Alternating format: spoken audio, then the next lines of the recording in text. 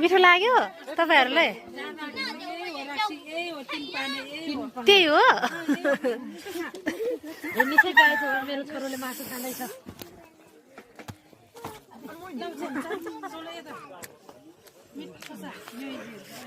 आज चाहिँ गुन्यो भोलि चाहिँ गुन्यो चल्यो तर आज ठुस्देको है हामीले ठुस्केको ल आजै ठुस्के ल